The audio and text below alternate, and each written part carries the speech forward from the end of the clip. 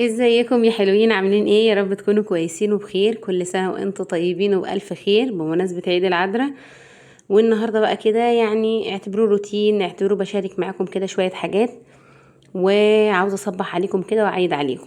فكل سنة وانتم طيبين وبألف خير. هفطر معاكم دلوقتي، نعمل فطار كده.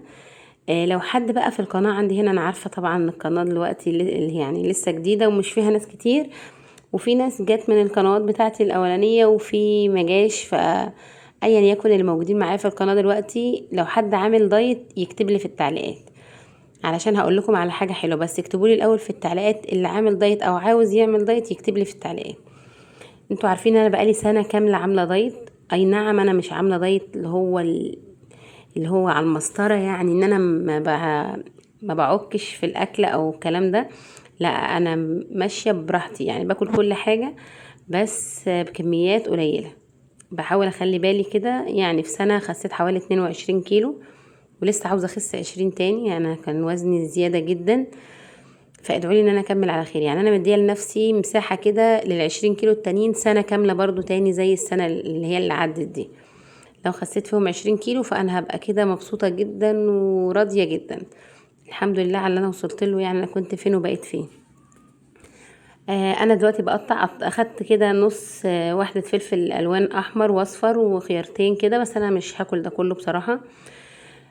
وهاخد معاهم بيضتين وحتة جبنة كده، اللي هي دومتي، اللي هي لبن طبيعي، مش اللي هي الفيتا اللي هي العادية. لا، اللي هي الفيتا العادية دي كلها زيت ومش مفيدة جدا للدايت، او ما تنفعش بمعنى اصح للدايت او لغير الدايت. هي مش صحية اساسا، لان هي عبارة عن زيوت مهدرجة، يعني ما فيهاش اصلا حليب. فخلي بالكم من الجبنة الفيتا دي، مضرة جدا. الفيتا العادية اللي هي، مش هقول اسماء، بس الفيتا العادية اللي هي العلب العادية. انما في فيتا برضو علب عادية كرتون، بس اللي هي رودس اللي هي لونها ذهبي دي حلوة. بصوا، انا خدت باقي الفلفل وهاخد كمان شوية خيار، حسيته كتير عليا، وهشيلهم في علبة كده. كل ما اجوع كده بالنهار باخد لي واحدة خيار وحتة فلفل، شريحة فلفل كده.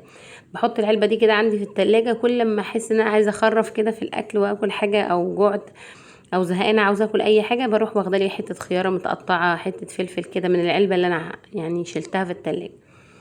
دول كده بيضتين مسلوقين، واخد معاهم زي ما قلت لكم علب معلقتين كده، يعني حوالي معلقتين جبنة. انا ما باكلش عيش خالص، لا في الفطار ولا في الغداء ولا في العشاء، تقريبا كده ما باكلش عيش نهائي.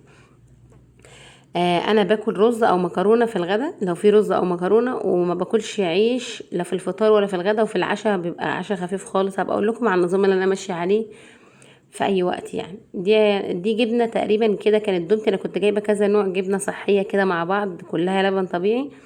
اعتقد العلبه دي اللي هي دومتي، اعتقد يعني طعمها حلو قوي.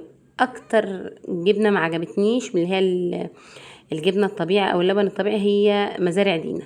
فيها لسعه مراره كده، ما عجبتنيش خالص. جبتها مره واحده وما كررتهاش. هو ده كان الفطار بتاعي، وبعديه شربت كوبايه حليب بقرفه او لبن بقرفه. دي شويه مشتريات كده صغيرين خالص اشتريتهم، كنت في اسماعيليه وجبتهم وانا جايه. بس بصراحه ما شفتش الريسيت بتاع الاسعار، فانا مش عارفه بصراحه الاسعار ايه. جبت علبة كابتشينو وعلبة حلاوة كده، مع ان الصيام خلص، بس ابني مينا كان طالبها مني من واحنا في الصيام. فوانا بشتري الحاجة بصراحة شفت علبة الحلاوة دي، قلت انا هجيبها له حتى بعد ما فطرنا. هو ما بياكلهاش غير في الصيام، بس ممكن ياكلها لان هو كان نفسه فيها. وجبت كوز اللانشون ده 2 كيلو بيست بيف بسطرمة. ده اعتقد ان هو ب 260 جنيه. وشكارة الرز دي رز بسمتي حبة حبة، 10 كيلو. انا كنت جايبه معاكم مشكله الرز البسمتي دي قبل كده، كانت ال10 كيلو دول كانوا ب700 جنيه. يعني الكيلو كان ب70، بس كان نوعه احلى من ده. كانت الحبايه الاطول من دي. ده انا لما سالته على الشكاره دي بكام، قال لي برضو ده نوعه حبه حبه. فكرته زي بتاع المره اللي فاتت، قال لي ده ب500 جنيه، يعني الكيلو ب50. اكتشفت بعد ما جيت البيت ان هو حبايته قصيره شويه. كرتونة البيض دي ب95 جنيه. وعلى فكرة علبة الكابتشينو اللي هي بالمكة اللي هي قدامكم دي، اللي فوق علبة الحلاوة، وعلبة الحلاوة نفسها دي علبة الحلاوة البوادي. احنا ما بجيبش حلاوة طحينية غير البوادي. جايباها كيلو كده لان ما فيش صيام ولا حاجة، احنا ما بناكلش حلاوة غير في الصيام، بس قلت عشان لو حد من الولاد نفسه فيها. فهكتب لكم سعر علبة الكابتشينو جملة من عند تاجر الجملة بكام، لان انا شارية الحاجة دي من تاجر الجملة. وهكتب لكم كمان سعر علبة الحلاوة، عشان انا ما شفتش الريسيت وسجلت الفيديو على طول، فما خدتش بالي بصراحة. لكن شكارة الرز دي ب500 جنيه، دي حبايه قصيره مش طويله، مش زي اللي كنت جايباها معاكم قبل كده. كرتونه البيض ب95، وكوز اللانشون بيست بيف بالنسبه لي افضل نوع لانشون جربته في حياتي، وانا مستمر عليه بقى لي زياده عن سنتين دلوقتي. اللي متابعني من القناه اللي فاتت عارف ان انا ما بغيرش عن اللانشون ده، حلو جدا، في قطع بسطرمه كده وجميل. ب260 جنيه. الكوز ده 2 كيلو. انا ما قطعتش منه بصراحه، انا بس فضيت الرز كده في العلبه بتاعته. وانا بجيب رز بسمتي كميه كبيره لان انا بطلع اوردرات وبشتغل، يعني ده شغلي، مجال شغلي، فانا بحتاجه كتير. هنا بقى حبيت اجيب لكم لقطه كده عن الفراخ البيضه دي، انا كنت مربيها عندي في البيت، فحبيت اكلمكم عنها شويه. بالنسبه للماشيين على نظام الطيبات واللي هم ممنوع ان هم ياكلوا فيه فراخ من بره، فهو المشكله كلها ان الفراخ اللي بره في المزارع ساعات بيدوها هرمونات وكده، فهي دي المشكله الوحيده. لكن لو انت ربيت الفراخ البيضه في البيت فهي هتبقى مضمونه، انت مربيها على ايدك، بتبقى طعمها عامل زي الفراخ البلدي بالظبط.